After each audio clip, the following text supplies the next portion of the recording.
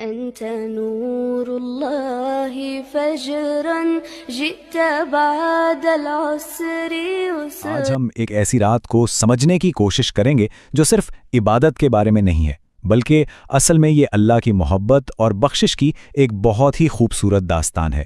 جی ہاں، ہم بات کر رہے ہیں شب برات کی۔ سے پہلا سوال کہ شب برات آخر ہے کیا؟ دیکھیں، بہت سادہ لفظوں میں یہ شعبان کے مہینے کی 15ویں رات ہے، ایک ایسی رات جسے مغفرت، بخشش اور رحمتوں والی رات مانا جاتا ہے۔ اور یہ کوئی نئی بات نہیں ہے، بلکہ اس کی فضیلت پر تقریباً سبھی کا اتفاق ہے۔ ایک بات سمجھنا بہت ضروری ہے، اس رات کی اصل خوبصورتی نہ صرف عبادات اور رسومات میں نہیں چھپی ہوئی، اس کی جڑیں، اس کی بنیاد دراصل اللہ اور اس کے محبوب نبی اکرم صلی اللہ علیہ وسلم کے درمیان محبت کی ایک بہت ہی گہری داستان میں ہے۔ اگر ہم وہ سمجھ گئے نا تو اس رات کی حقیقت سمجھ آ جائے گی۔ اچھا، اب ایک اور دلچسپ بات، یہ رات نہ اکیلے نہیں آتی، یہ تو سمجھیں کہ برکتوں کے ایک پورے موسم کا کلائمیکس ہے، اس کا ایک پورا پس منظر ہے، ایک ٹائم لائن ہے۔ یہ دیکھیں، یہ پوری کہانی رحمتوں کے ایک تسلسل کی ہے۔ ایک طرف ہے رجب کا مہینہ جسے اللہ کا مہینہ کہتے ہیں، اسی مہینے میں معراج کا عظیم واقعہ پیش آیا، اور پھر آتا ہے شعبان جسے نبی کا مہینہ کہا جاتا ہے، اور اسی مہینے میں شب برات کی عظمت ہے۔ تو گویا ایک مہینہ اللہ کے قرب کی تیاری ہے اور دوسرا اس کی رحمت اور سخاوت کے عروج کا اعلان۔ یہ جو برکتوں کا موسم ہے نا، اس کی شروعات ہوتی ہے رجب کے مہینے سے، جب اللہ تعالیٰ نے اپنے محبوب کو معراج پر بلا کر کچھ خاص تحفے دیے۔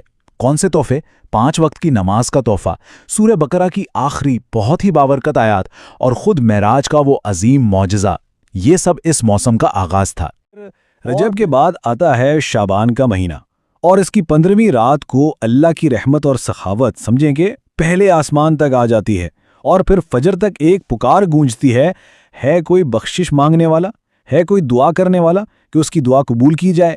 یہ اللہ کی طرف سے اپنے نبی کی امت کے لیے ایک خاص، بہت ہی خاص توجہ ہے۔ سوال یہ ہے کہ آخر اس رات میں ایسی کیا خاص بات ہے، اتنی برکتیں کیوں ہیں؟ اس کا جواب اللہ کی اپنے محبوب سے محبت کے گہرے راز میں ہے۔ محبت کی گہرائی کو سمجھنے کے لیے نا علامہ اقبال کا یہ شعر سنیں: تیرے عشق کی انتہا چاہتا ہوں، میری سادگی دیکھ کیا چاہتا ہوں۔